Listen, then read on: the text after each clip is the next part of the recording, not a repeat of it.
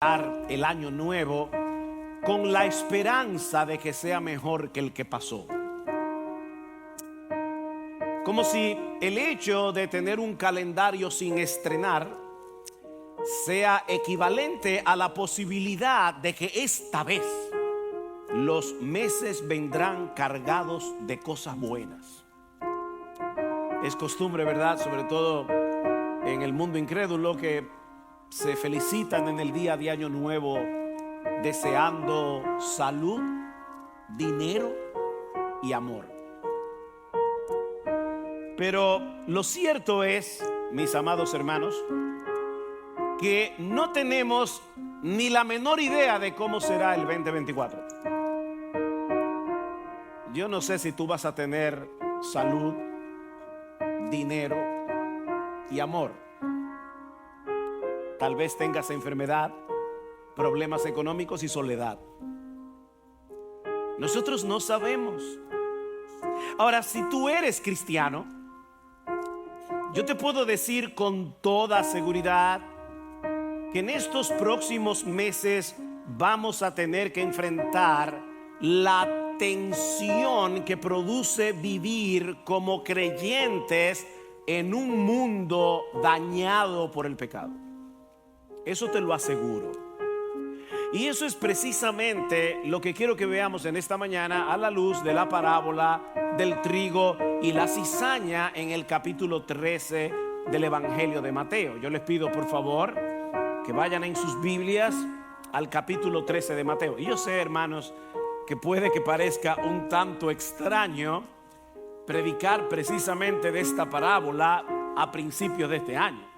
¿Qué pasaje para empezar un año? Pero créeme que la enseñanza de esta parábola te será muy útil cuando tengas que enfrentar las dificultades, los problemas, las tentaciones que vendrán seguramente en los próximos 12 meses y en el resto de tu vida. Mateo capítulo 13, versículo 24. Jesús les refirió otra parábola diciendo: el reino de los cielos puede compararse a un hombre que sembró buena semilla en su campo. Pero mientras los hombres dormían, vino su enemigo y sembró cizaña entre el trigo y se fue. Cuando el trigo brotó y produjo grano, entonces apareció también la cizaña. Y los siervos del dueño fueron y le dijeron: Señor, ¿no sembraste buena semilla en tu campo? ¿Cómo pues tienes cizaña? Él les dijo: un enemigo ha hecho esto. Y los siervos le dijeron: ¿quieres pues que vayamos y la recojamos? Pero él le dijo: no sea que al recoger la cizaña arranquéis el trigo juntamente con ella. Dejad que ambos crezcan juntos hasta la siega. Y al tiempo de la siega diré a los segadores: recoged primero la cizaña y atadla en manojos para quemarla, pero el trigo recogedlo en mi granero. Unos versículos más adelante, el Señor va a explicarnos el significado de la parábola. Versículo 36. Entonces dejó la multitud y entró a la casa, y se le acercaron sus discípulos diciendo: explícanos la parábola de la cizaña del campo. Ellos se quedaron dándole mente. Y respondiendo él dijo: el que siembra la buena semilla es el Hijo del Hombre, y el campo es el mundo, y la buena semilla son los hijos del reino, y la cizaña son los hijos del maligno. Y el enemigo que la sembró es el diablo, y la siega es el fin del mundo, y los segadores son los ángeles. Por tanto, así como la cizaña se recoge y se quema en el fuego, de la misma manera será el fin del mundo. El Hijo del Hombre enviará a sus ángeles y recogerán de su reino a todos los que son piedra de tropiezo y a los que hacen iniquidad, y los echarán en el horno de fuego. Allí será el llanto y el crujir de dientes. Entonces los justos resplandecerán como el sol en el reino de su Padre. El que tiene oídos para oír, oiga. Hay 4 cosas que yo quiero que veamos en esta parábola. Y la primera es el problema de esta parábola. El problema de esta parábola. Un pastor y teólogo, amigo nuestro, Sam Waldron, dijo una vez, en una forma un tanto enigmática, que el problema de esta parábola es que no tiene ningún problema. El problema de esta parábola es que no tiene ningún problema. Mis hermanos, ¿cuál es la enseñanza de esta parábola? Bueno, que hasta el día del juicio vivirán juntos en este mundo el trigo y la cizaña, los hijos de Dios y los hijos del diablo. Noten otra vez el versículo 37. El que siembra la buena semilla es el Hijo del Hombre. El campo es el mundo. La buena semilla son los hijos del reino y la cizaña son los hijos del maligno. Noten, mis hermanos, algo sumamente importante, que el campo no es la iglesia. ¿Lo vieron allí? El campo es el mundo. Y digo esto porque mucha gente cita esta parábola para decir que no todos los que forman parte de una iglesia realmente son cristianos. En la iglesia hay trigo y hay cizaña, y eso es verdad. En esta guerra muchos enemigos se disfrazan con nuestro uniforme, pero son del enemigo. Pero esa no es la enseñanza principal de esta parábola. Lo que Jesús está enseñando aquí es que en el campo del mundo crecerán juntos el trigo de Dios y la cizaña del malo. Y de paso, noten que solo existen dos categorías: los hijos de Dios y los hijos del diablo. El trigo y la cizaña, aunque a veces la cizaña es tan decente que parece trigo, pero sigue siendo cizaña. Por eso es que muchas, sobre todo, muchos y muchas jóvenes de la iglesia terminan engañados, metiéndose en un noviazgo con inconversos. Mira, él se porta mejor que muchos creyentes de la iglesia, pero sigue siendo hijo del diablo, porque solo hay dos categorías, no tres: o son trigo o son cizaña, o son hijos de Dios o son hijos del diablo. No hay otra opción. Ahora, mis hermanos, ese es precisamente el problema de esta parábola. ¿Por qué? Bueno, porque el Señor Jesucristo inicia este capítulo diciendo a sus discípulos que Él va a explicarles en estas parábolas los misterios del reino de los cielos. Vean el versículo 10. Y acercándose los discípulos le dijeron: ¿por qué les hablas en parábolas? Y respondiendo él les dijo: porque a vosotros se os ha concedido conocer los misterios del reino de los cielos, pero a ellos, es decir, los incrédulos, los que están fuera, a ellos no les he dado conocer estos misterios. La palabra misterio se usa en las escrituras para señalar algo que no puede ser conocido a menos que Dios lo revele. Pero mis hermanos, de verdad, ¿qué tiene de misteriosa esta enseñanza? Ese es el problema. Por eso les decía que el problema de esta parábola es que no tiene problemas. ¿Acaso no sabían los discípulos que en este mundo hay una mezcla de creyentes e incrédulos, de justos e injustos? De hecho, ¿no saben eso los impíos? Que en este mundo hay una mezcla de manso con cimarrones, como decimos en República Dominicana. ¿Acaso se necesita una revelación divina para saber eso? Mis hermanos, ¿en qué sentido esta parábola o la enseñanza de esta parábola es un misterio? Para responder esa pregunta, ahora tenemos que conocer en segundo lugar el trasfondo de esta parábola.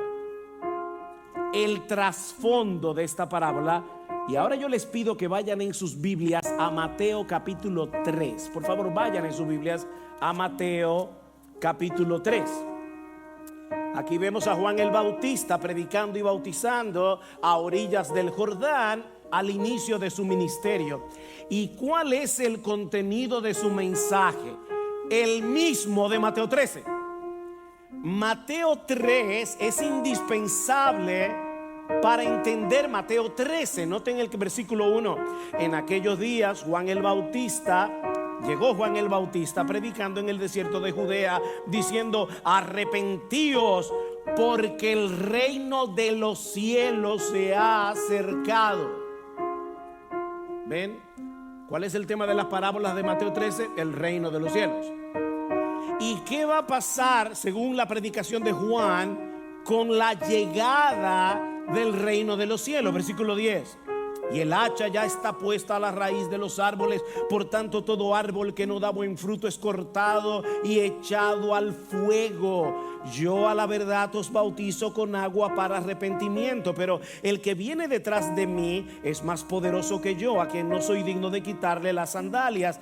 Él os bautizará con el Espíritu Santo y con fuego. El bieldo está en su mano. El bieldo, y sobre todo, bueno, para todos, pero mayormente para los jovencitos y niños, el bieldo era algo que se usaba para separar la paja del trigo. Era como una especie de pala que se echaba, ¿verdad? Con la que se tomaba todo el montón de paja y trigo, se echaba al aire, y como la paja es menos pesada, el viento se llevaba la paja y lo que caía era lo más pesado, que es el trigo. Así que lo que está diciendo es: Cristo, cuando venga, Él separará la paja del trigo. ¿No le suena eso, Mateo 13?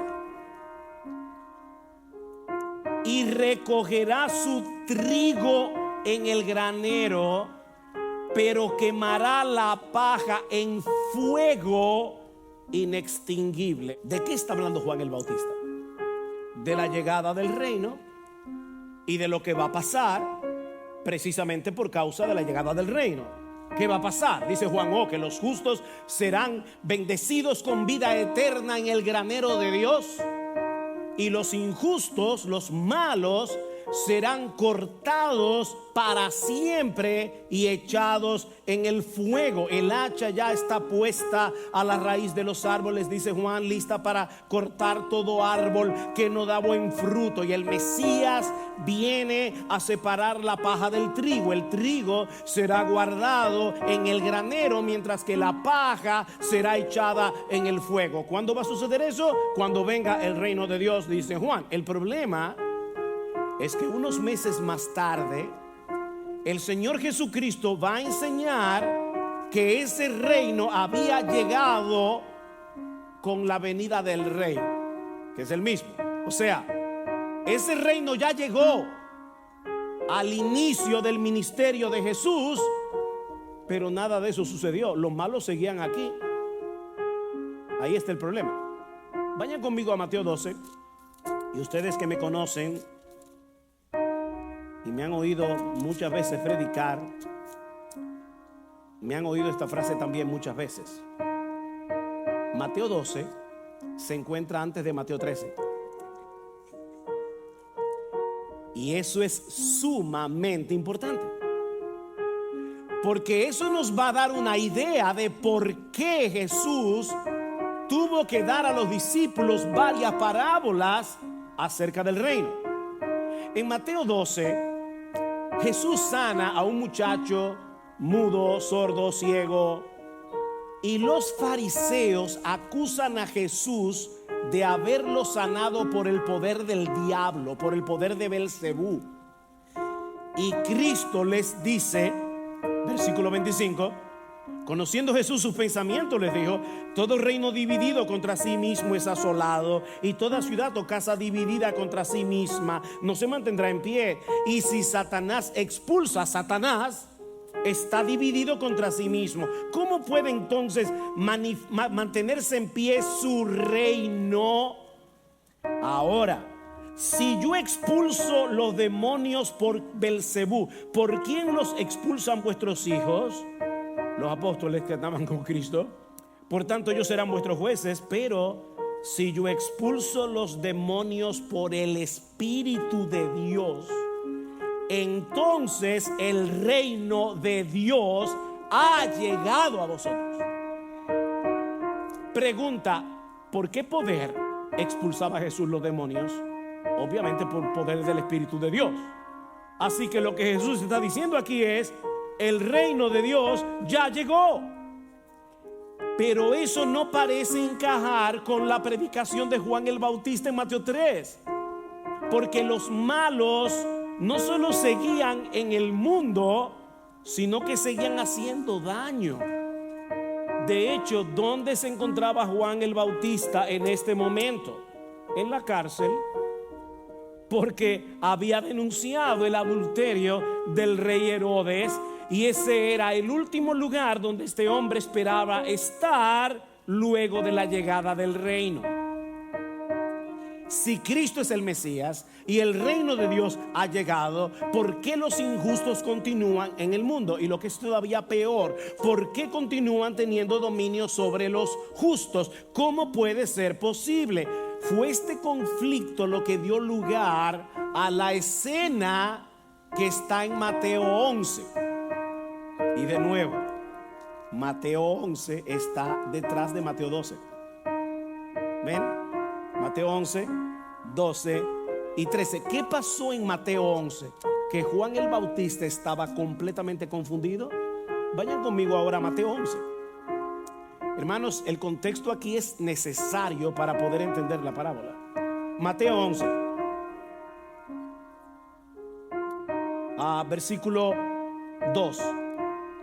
Y al oír Juan en la cárcel de las obras de Cristo, mandó por medio de sus discípulos a decirle: ¿eres tú el que ha de venir o esperaremos a otro? ¿Ven? Juan el Bautista está confundido.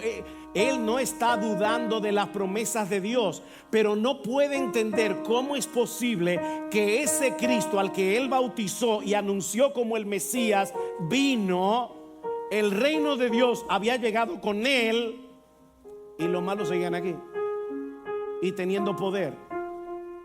¿Eres tú el que ha de venir o vamos a esperar a otro?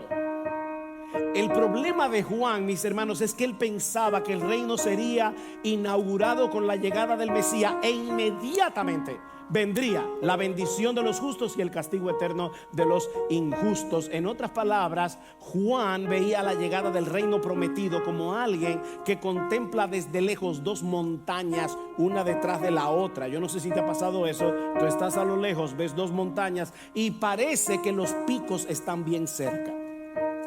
Pero si tú pudieras ver las montañas desde arriba, te darías cuenta que hay un gran valle entre las dos montañas.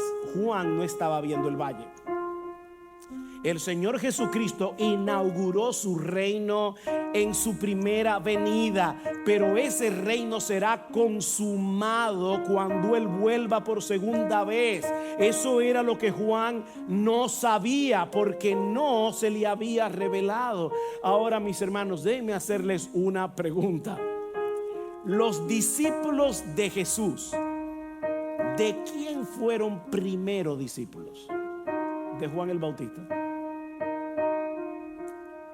Así que era muy probable que ellos estuvieran tan confundidos como su maestro. Para ellos también debía ser muy confuso que Jesús fuera el Mesías, el rey de Israel, y que los malos siguieran aquí, y que su antiguo maestro Juan estuviera preso por orden de un rey corrupto, de un rey perverso. Estos hombres necesitaban una explicación. Y eso es lo que hace el Señor en las parábolas de Mateo 13. Lo que nos lleva a nuestro tercer encabezado: la interpretación de la parábola. Ya vimos el problema de la parábola, que no tiene ningún problema. Ya vimos el trasfondo de la parábola.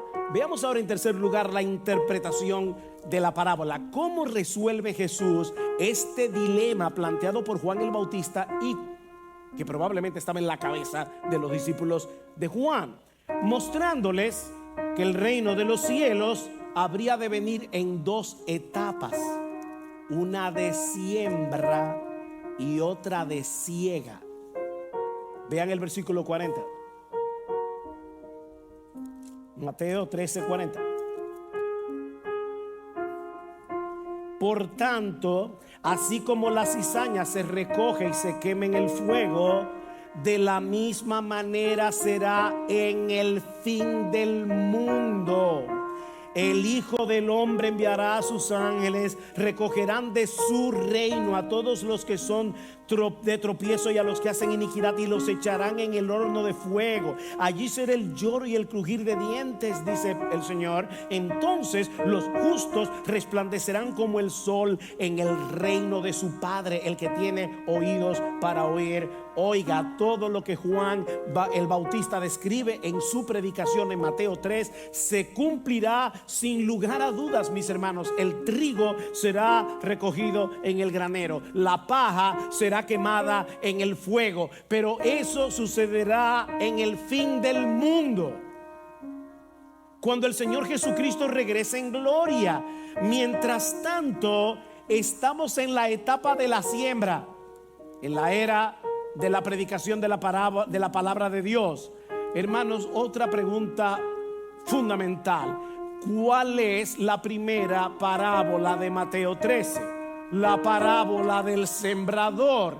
El sembrador salió a sembrar y todavía está sembrando. De hecho, ahora mismo que estamos predicando la palabra de Dios, estamos sembrando la semilla buena a través de la predicación de la palabra. Estamos en la era de la siembra de la palabra de Dios, y durante esta etapa, mis hermanos, van a seguir creciendo juntos en el mundo el trigo con la cizaña.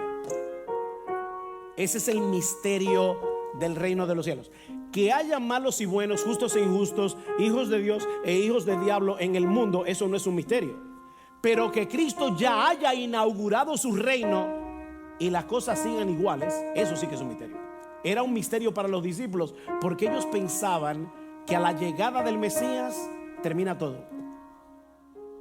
Ese es el misterio que Cristo les está enseñando, que a pesar de que el reino ya fue inaugurado en la primera venida de Cristo, en el campo del mundo siguen habiendo justos e injustos, creyentes e incrédulos, trigo y cizaña, hijos de Dios e hijos del diablo. No se sorprendan, dice el Señor, de que los injustos sigan aquí a pesar de la llegada del reino, y de que continúen haciendo daño a los justos, como le sucedió a Juan el Bautista.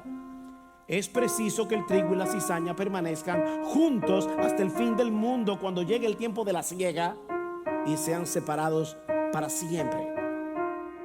Esa es la enseñanza esencial de la parábola del trigo y la cizaña. Cristo nos está enseñando aquí el valle que hay entre los dos picos. ¿Ven? El valle que Juan no pudo ver. Cristo vino la primera vez como un siervo humilde a sembrar la semilla del evangelio del reino, y al hacer posible que nosotros entremos en ese reino por medio de su muerte y su resurrección. Pero al final de esta era, Él vendrá en las nubes del cielo, y no como un siervo humilde, sino con el esplendor de un monarca y con el aventador en su mano para separar la paja del trigo. Entonces los incrédulos recibirán lo que merecen, mientras que los hijos de Dios resplandecerán como el sol en el reino de su Padre. Decía C.S. Lewis que si nosotros hoy pudiéramos ver a un cristiano como será cuando Cristo venga y sea glorificado, nos sentiríamos tentados a adorarlo. Sí, esos cristianos que a veces te dan problemas, que a veces te sacan de quicio, resplandecerán como el sol en el reino de su Padre. Mientras tanto, tenemos que continuar aquí, viviendo como ciudadanos del reino en un mundo que funciona al revés. ¿Qué le pidió Cristo al Padre en Juan capítulo 17 versículo 15? Padre, yo no te ruego que los quites del mundo,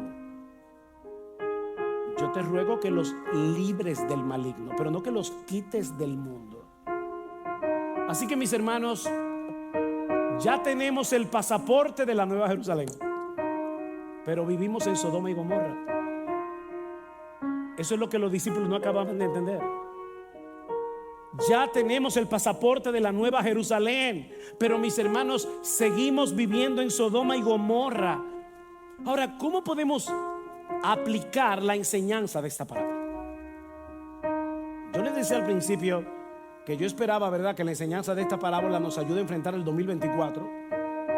Y tú puedes estar preguntándote, ¿cómo me ayuda la enseñanza de esta parábola a enfrentar lo que viene? Bueno, yo pudiera decirte muchas cosas, pero voy a limitarme a dos, solamente a dos. En primer lugar, mis hermanos, tenemos que entender que durante esta era del evangelio, durante esta etapa de la siembra, veremos crecer juntamente el reino de Dios y la influencia del mal. Las dos cosas. Versículo 30. Cuando los ángeles le preguntan, ¿arrancamos la cizaña? No, dice, no. Dejad que ambos crezcan juntos hasta la siega, que es al fin del mundo. Algunos presuponen que el crecimiento de uno debería significar la disminución del otro. Yo no sé, hay personas que piensan, si la iglesia estuviera haciendo su trabajo y evangelizando el país, aquí no habría tanta corrupción, tanta maldad. Eso es una utopía. Eso es una utopía. Mis hermanos, ambos crecerán juntos. La maldad no desaparecerá de este mundo hasta que Cristo vuelva. Pero ¿saben qué? Por más que avance el mal, nunca podrá destruir a la iglesia, nunca podrá impedir que la iglesia cumpla su misión. Nunca. Ambos crecerán juntos. Vean el versículo 31, les refirió otra parábola diciendo, el reino de los cielos es semejante a un grano de mostaza que un hombre tomó y sembró en su campo, y que de todas las semillas es la más pequeña, pero cuando ha crecido es la mayor de las hortalizas y se hace árbol, de modo que las aves del cielo vienen y anidan en sus ramas. ¿Cómo comenzó este reino de Cristo? Con 12 hombres, y ya hay millones de súbditos. Mis hermanos, hasta la venida de Cristo habrá injusticia en el mundo. Habrá guerras, abusos de poder, falsos maestros. Eso no terminará cuando se mueran Joel Osteen, Cash Luna, George Maldonado, Ana Maldonado y todo ese grupo de falsos maestros. Ay, pastor, ¿y usted cree que es correcto decir eso? No, sí, es correcto. Es correcto. Son hijos del diablo haciendo más hijos del diablo. Hasta que Cristo venga, habrán hackers que te roban tu cuenta. Hasta que Cristo vuelva, habrán políticos corruptos. Y eso es bueno saberlo en un año de elecciones. Mi hermano, vota bien. Vota bien, esa es tu responsabilidad, pero no pongas tu esperanza en los políticos de turno.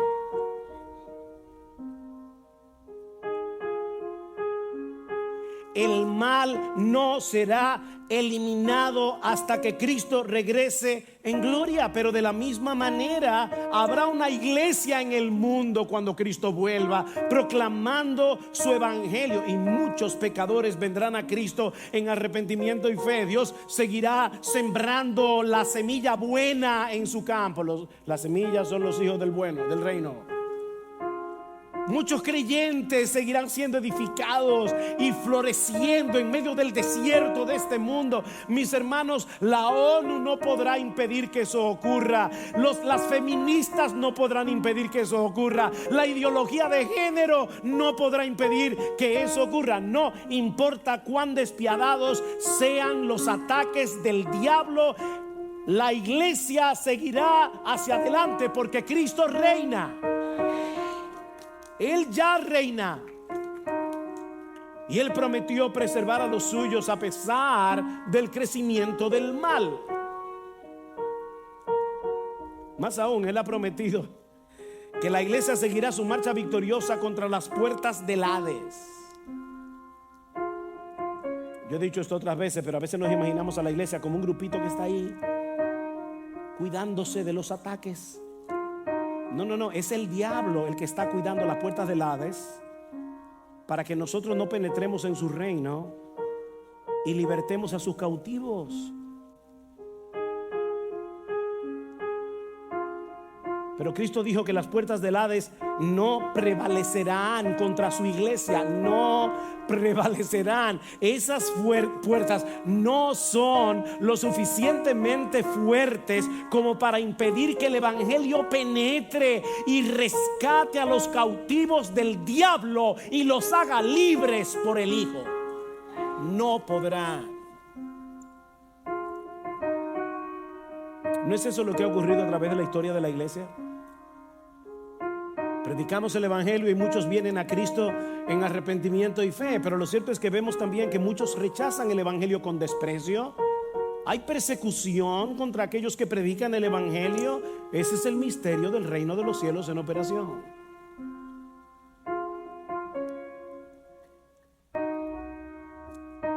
Pero esa enseñanza de la parábola del trigo y la cizaña nos ayuda a entender, en segundo lugar, por qué enfrentamos tantas dificultades en nuestra vida cristiana práctica.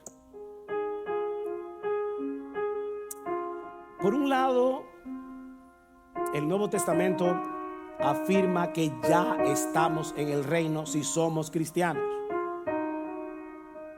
Ya, aquí ahora. Pablo dice en Colosenses capítulo 1 versículo 13 que Dios nos libró tiempo pasado del dominio de las tinieblas y nos trasladó tiempo pasado al reino de su amado Hijo. ¿Ven? Todo aquel que se ha arrepentido de sus pecados, todo aquel que ha confiado únicamente en Cristo para salvación, todo aquel que ha levantado su bandera blanca de rendición y voluntariamente se ha sometido a la autoridad de Cristo como su amo, como su dueño, como su rey, como su Señor, ya es ciudadano de ese reino. Ya estamos en el reino. Pero continuamos viviendo en un mundo caído, en el que todavía tenemos que enfrentar a muchos enemigos, muchas tentaciones. Pablo dice en 1 Corintios capítulo 15 versículo 25, escuchen esto, dice: es preciso que Cristo reine, Él reina, hasta que haya puesto a todos sus enemigos por estrado de sus pies. ¿Ven el punto? Él está reinando, pero sus enemigos siguen aquí. Todavía siguen aquí.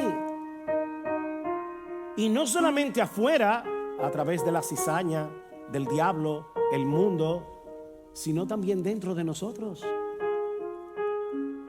Mis hermanos, aunque el pecado dejó de ser nuestro rey, en el mismo instante en que nosotros nos convertimos al Señor, Cristo vino a ser nuestro rey. Él plantó su bandera en nuestro corazón, pero el pecado todavía sigue morando en nosotros. El pecado sigue siendo una amenaza de la que no debemos descuidarnos. Recuerden que estamos en el reino, pero viviendo en un cuerpo que no ha sido aún glorificado y en un mundo que sigue siendo problemático. Ese es el valle. Es por eso que a veces estamos alabando al Señor con gozo, estamos deleitándonos en su palabra, y de repente nos llegan los pensamientos más horribles. ¿No te ha pasado?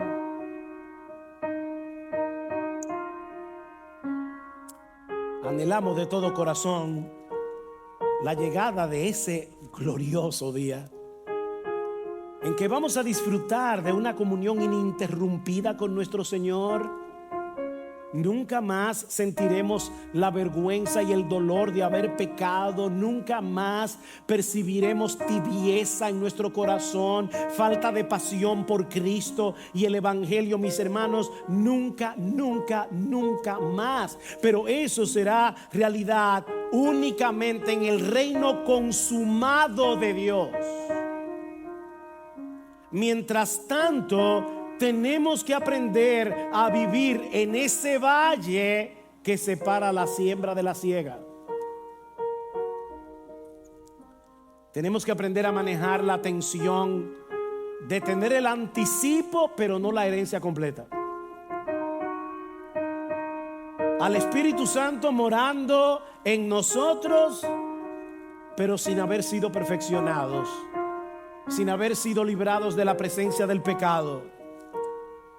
Y por si acaso, no decimos esto para que los creyentes sean complacientes en su lucha con la tentación. Lo decimos para que comprendan, mis hermanos, esa lucha que se genera en nuestro interior cada día, para que estas batallas no te desalienten, para que no quieras tirar la toalla al ver tanta contradicción en tu corazón.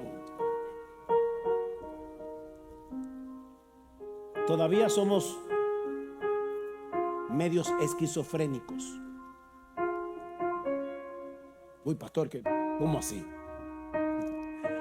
Bueno, la palabra esquizofrénico, lo que significa en griego, es una mente dividida. Esquizo, división, fren, mente. Tenemos una mente dividida. No tenemos un corazón unificado, totalmente dedicado hacia el Señor, sin ningún otro interés. Si tú estás así, es que ya te moriste y no te diste cuenta.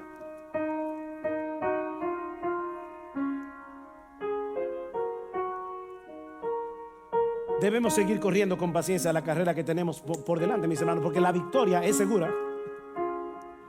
Olvídate de eso, la victoria es segura. Nosotros estamos del lado del vencedor. Algún día seremos semejantes en todo a nuestro precioso Salvador. Pero no olvides el misterio del reino de los cielos. Amados, dice Juan en su primera epístola, ahora somos hijos de Dios. Ya somos hijos de Dios, pero aún no se ha manifestado lo que hemos de ser. Pero sabemos que cuando Él se manifieste seremos semejantes a Él, porque le veremos tal como Él es. Ya somos súbditos de ese reino. Ya tenemos el pasaporte de nuestra ciudadanía celestial, pero vivimos como extranjeros y peregrinos en un mundo caído, en un mundo que es hostil a nuestra fe. Cuando Cristo vuelva, Él transformará el cuerpo de la humillación nuestra para que sea semejante al cuerpo de la gloria suya. Pero eso sucederá o cuando Cristo vuelva o cuando nosotros partamos de aquí. Decía John Owen, nadie será librado de este cuerpo de muerte si no es a través de la muerte del cuerpo.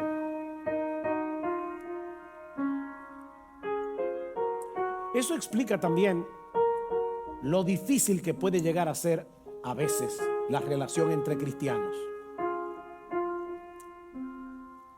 Un mandamiento nuevo doy, dice el Señor, Juan 13:34, que os améis unos a otros.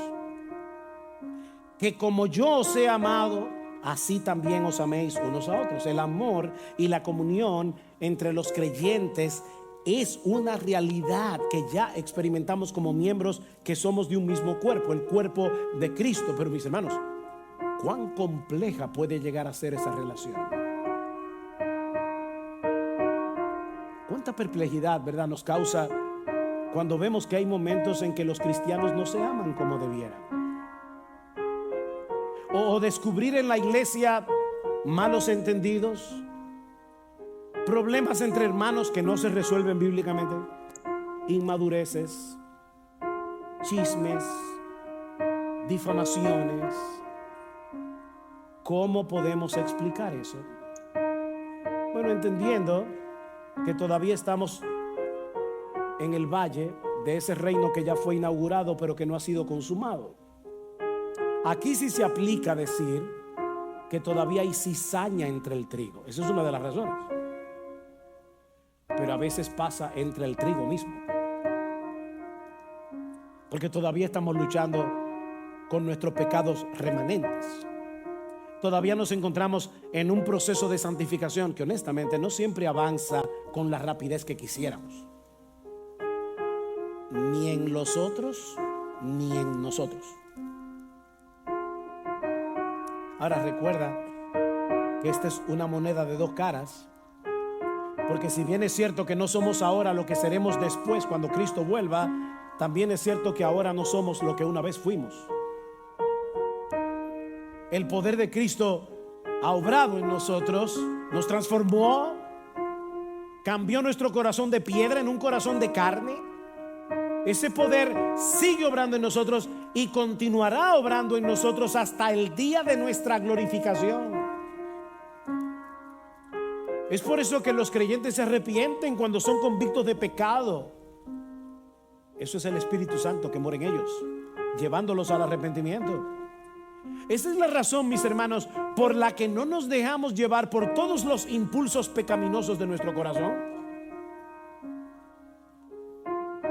¿Alguna vez tú has considerado todas las luchas y todas las victorias que los creyentes experimentamos cada día y que nadie ve? Todos los días. ¿Cuántas veces uno se queda callado cuando lo que desea en realidad es decirle dos o tres cosas al otro? Y uno dice, no. Uy, en estos días hablando con servicio al cliente, Señor, guarda mis labios de pecar.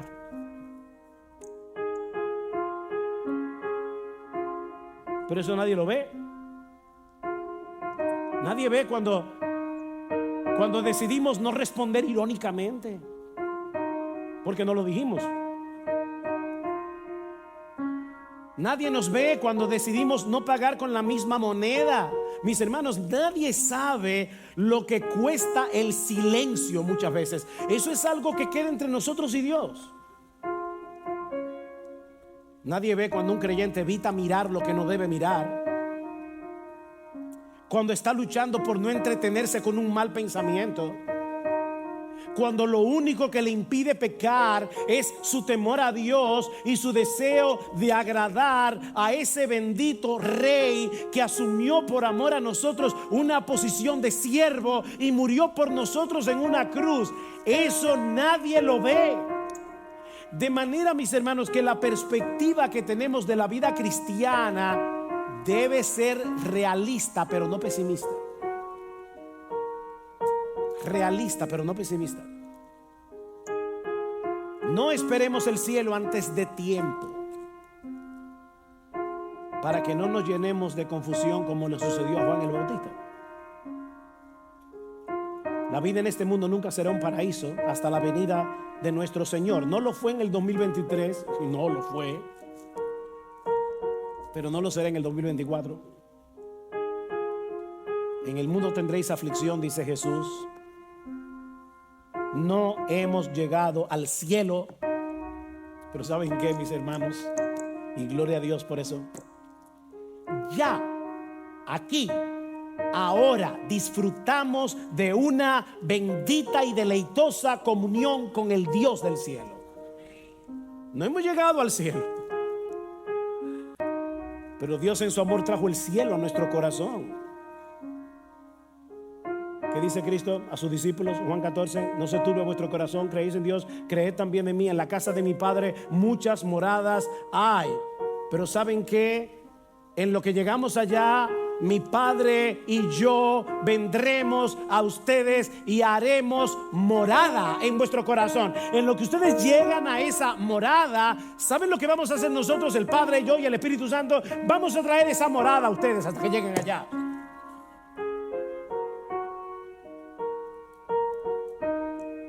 Vivimos con la esperanza ciertísima de que así como Cristo reina, algún día nosotros reinaremos con Él. Ya podemos experimentar esa paz de Dios que sobrepasa todo entendimiento. Ya podemos alegrarnos con ese gozo inefable y glorioso del que habla Pedro en su primera carta, aún en medio del dolor. Nosotros sabemos, dice Pablo en Romanos capítulo 8, versículo 18, que las aflicciones del tiempo presente no son comparables con la gloria venidera que en nosotros ha de manifestarse. No son comparables. Y Pablo dice, ya sabemos eso. Así que anímate, mi hermano. Anímate, mi hermano, porque ahora está más cerca nuestra salvación que cuando creímos. No sabemos lo que traerá el 2024, pero Cristo seguirá siendo Rey de Reyes, Señor de señores. Nada ni nadie podrá impedir que Él cumpla en nosotros todas y cada una de sus gloriosas promesas. Ahora, si tú estás aquí sin Cristo, mi amigo, recuerda que en este mundo solo existen dos categorías: trigo y cizaña. Los que se han sometido por la fe al reinado de Jesús y los que siguen rechazando su autoridad. No existe otra opción. Mi amigo, el día llegará cuando este reino que está oculto de tus ojos hoy será plenamente revelado. Pero nadie más tendrá la oportunidad de formar parte de ese reino. Nadie más. Cuando se cierre la puerta, nadie podrá entrar. El tiempo de la siembra habrá pasado para siempre y ya solo quedará el tiempo de la siega.